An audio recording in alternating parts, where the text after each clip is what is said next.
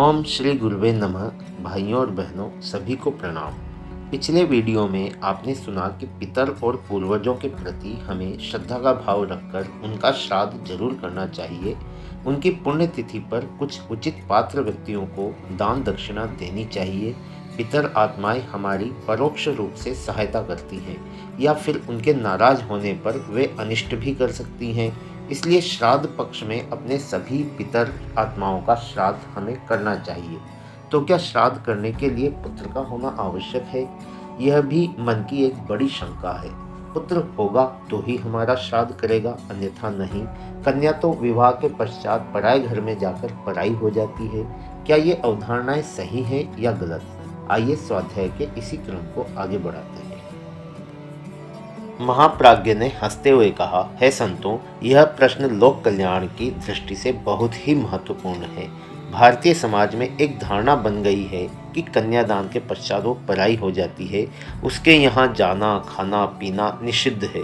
किंतु इस धारणा ने समाज का बहुत नुकसान किया है। शास्त्रों में तो यहाँ तक कहा गया है कि सुयोग्य कन्या 10 पुत्रों के बराबर होती है।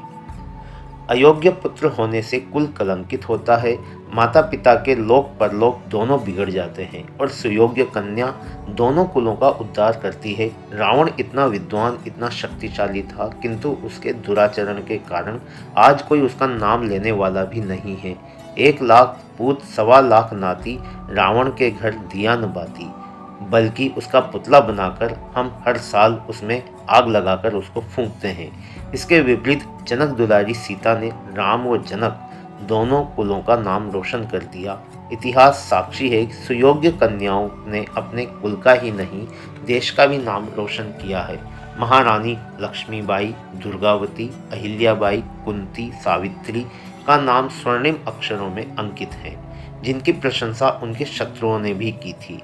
मुस्लिम संस्कृति में जहाँ इतना पर्दा है, वहाँ भी नूरजहाँ बेगम, जहाँ आरा, रजिया बेगम तथा चांद बीबी जैसी वीर महिलाओं के नाम इतिहास में प्रसिद्ध है। अतः यह कहा जा सकता है कि अयोग्य पुत्र की अपेक्षा सुयोग्य कन्या लाख गुना अच्छी है। इस युग में इंदिरा गांधी ने अपने पिता व देश का नाम उज्ज्वल किया, अतः कन्या को श्राद्ध करने का भी पूर्ण अधिकार है। अंत में अपने प्रियजनों के वियोग में दुखी सभी परिजनों को आश्वासन देते हुए युग ऋषि कहते हैं, मृत्यु से डरो मत, यह तो ममतामयी माता है। यह तो उसी प्रकार का आयोजन है जैसे कोई दुल्हन अपने पिता का घर छोड़कर जाती है, तो एक ओर पिता के घर छोड़ने का कष्ट है, तो दूसरी ओर अपने प्रियतम से मिलने की सुखद अनुभूति।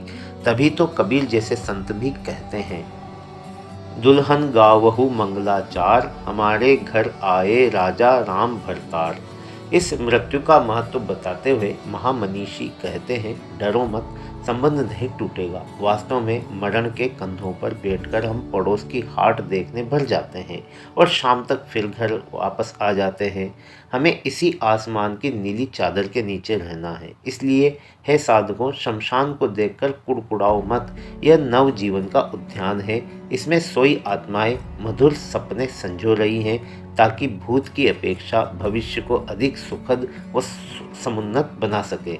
डरो मत, यहाँ मरता कोई नहीं, केवल चोले बदलते भर हैं और परिवर्तन सदा से रुचिकर माना जाता रहा है।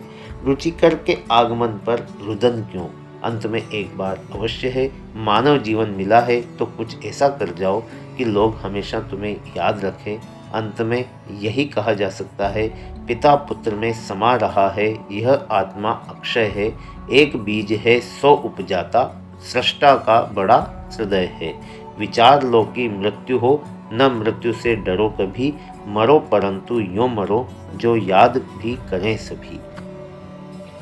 भाइयों और बहनों, आज के स्वाध्याय को अब यहीं समाप्त करते हैं। आशा है आपने इसे ध्यानपूर्वक सुना होगा और आपका सहयोग हमें लगातार मिलता रहेगा। इसी अपेक्षा के साथ आप सभी का बहुत बहुत धन्यवाद।